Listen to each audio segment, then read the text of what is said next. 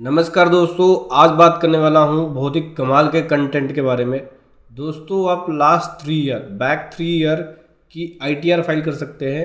अगर कोई trust, NGO या सोसाइटी ने अपनी लास्ट 3 ईयर की आईटीआर फाइल नहीं करी है, या लास्ट किसी भी 3 ईयर में से किसी भी एक ईयर में गैप हो गया और वो आईटीआर फाइल नहीं किए हैं, तो वो अपनी लास्ट 3 ईयर की आईटीआर को फाइल कर सकते हैं। हाँ जी दोस्तों, तो चलिए समझेंगे डिटेल में। बहुत सी कुछ सीखने को मिलेगा, बहुत कुछ समझने को मिलेगा। उससे पहले बताना चाहूँगा, जो भी भाई बंधु मेरे चैनल पे पहली बार है, इस वीडियो को पहली बार देख रहे हैं, जिन्होंने अभी तक सब्सक्राइब नहीं किया, सब्सक्राइब कर लीजिए। साथ ही साथ बेल आइकन पे भी क्लिक कर लीजिए ताकि इस तरह का कंटेंट आपको मिलता रहे। सो दोस्तों, कोई भी सोसाइटी, ट्रस्ट या एनजीओ चला रहा है पर्सन, और उसने गलती से या बाय मिस्टेक या ध्यान नहीं था, या उसने नया नया एनजीओ शुरू किया या ट्रस्ट शुरू किया, सोसाइटी शुरू की, तो उसको पता नहीं था और ड्यू डेट को मिस कर दिया और आईटीआर फाइल नहीं कर पाया। ठीक है, तो नॉन ऑडिट के केस में 31 जुलाई होती है और ऑडिट के केस में 31 अक्टूबर होती है आईटीआर फाइलिंग की ड्यू डेट। अब यहाँ पे अगर आपने मिस कर दिया ये डेट और आईटीआर फाइल टाइमली नहीं किया, तो किसी भी असेसमेंट ईयर का अगर आईटीआर भूल जाते या टाइमली फाइल नहीं कर पाते, तो आपके पास ऑप्शन होता है कि आप अपडेटेड रिटर्न में 139(8)A के अंदर फाइल कर सकते हैं। हाँ जी दोस्तों, क्या होता है अपडेटेड रिटर्न?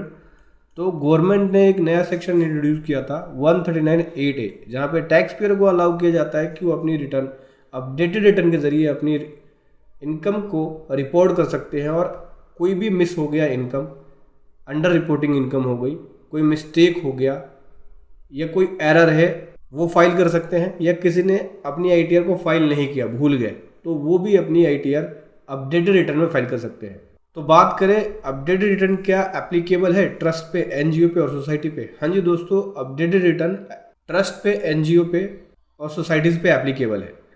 ऐसी सोसाइटीज़, ट्रस्ट या एनजीओ जिन्होंने अपनी आईटीआर फाइल नहीं करी है, जिन्होंने सेक्शन 12A, 12AB और सेक्शन 1023C का सर्टिफिकेट ले रखा है या एग्जेम्पशन ले रखा है इनकम टैक्स एक्ट से, तो वो अपने कंप्लाइंसेस को कंप्लीट करने के लिए, जिन्होंने गैप कर दिया या आईटीआर भूल गया या आईटीआर फाइल नहीं कर पाया या कोई मिस्टेक से, वो अपनी रिटर्न, अपडेटेड रिटर्न 139(8)A के अंदर फाइल कर सकते हैं।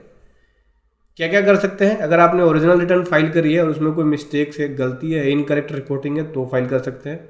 ठीक है, कोई आपका क्लेम रह गया, टीडीएस क्लेम है, और आपने आईटीआर फाइल नहीं करी है, टीडीएस क्लेम नहीं लिया, तो वो भी फाइल कर सकते हैं। और देखो, टीडीएस रिटर्न का जो टीडीएस क्रेडिट है उसका रिफंड तो आपको नहीं मिलेगा, लेकिन टीडीएस की क्रेडिट को आप कैरी फॉरवर्ड करके फ्यूचर ईयर में ले जाके उसका आप क्लेम ले सकते हो। अगर ट्रस्ट, एनजीओ, सोसाइटी का कोई टीडीएस रहता है तो करंट ईयर में ना मिलके आप उसको कैरी फॉरवर्ड करके ले सकते हैं।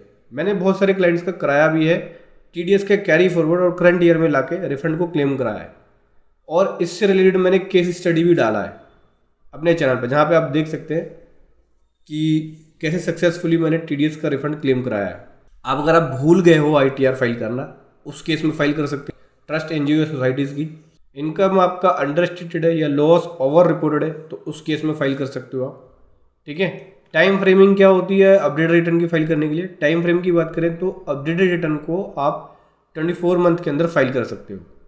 ठीक है, तो अभी की बात करें तो कौन कौन से ईयर की अपडेटेड रिटर्न फाइल कर सकते हैं? तो देखो, 2 साल तक का टाइम मिल जाता है आपको अपडेटेड रिटर्न फाइल करने का, यानी 2 साल बैक जाके। तो दोस्तों, अभी कौन कौन से ईयर की अपडेटेड रिटर्न फाइल कर सकते हो? एक तो आप कर सकते हो 22-23 की।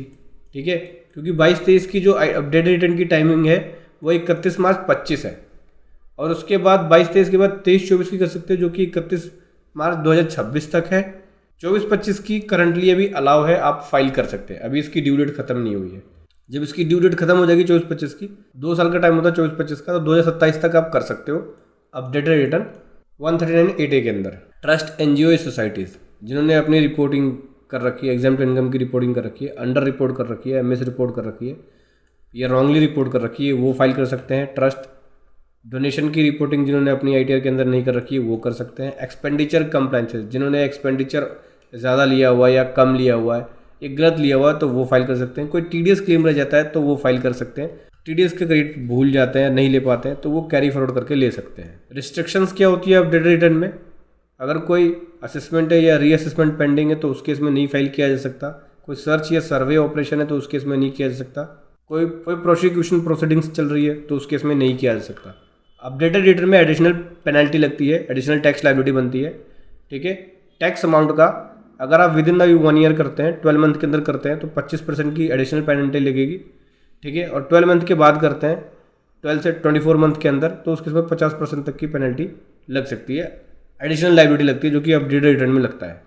तो स्टेप्स क्या है अपडेटेड रिटर्न को फाइल करने के लिए? आइडेंटिफाई करना पड़ेगा एरर, कंप्यूट करनी पड़ेगी लायबिलिटी, उसके बाद जो भी पेमेंट एडिशनल बनेगा टैक्स का वो भरना पड़ेगा। देन उसके बाद आप अपडेटेड रिटर्न फाइल कर सकते हैं 139(8)A के अंदर।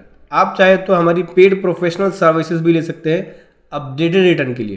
पेड प्रोफेशनल सर्विसेज का लिंक वीडियो के डिस्क्रिप्शन में है दोस्तों, जहाँ पे आपको बेस्ट प्रोफेशनल के द्वारा अपडेटेड रिटर्न की सर्विसेज मिलती है। तो समझ गए दोस्तों, कोई भी ट्रस्ट, एनजीओ, सोसाइटी जिन्होंने अपने बैक 3 ईयर की आईटीआर फाइल नहीं कर रखी है 139(8)A के अंदर फाइल कर सकते हैं, और वो अपनी इनकम को रिपोर्ट कर सकते हैं। कोई टीडीएस क्लेम रह गया तो वो भी ले सकते हैं। ठीक है, टीडीएस का रिफंड मिल जाएगा, लेकिन उस ईयर में नहीं मिलेगा, वहाँ से कैरी फॉरवर्ड होके नेक्स्ट ईयर में मिलेगा आपको। वीडियो कैसे लगी ज़रूर बताएं। Thank you so much. जय हिंद, वंदे मातरम।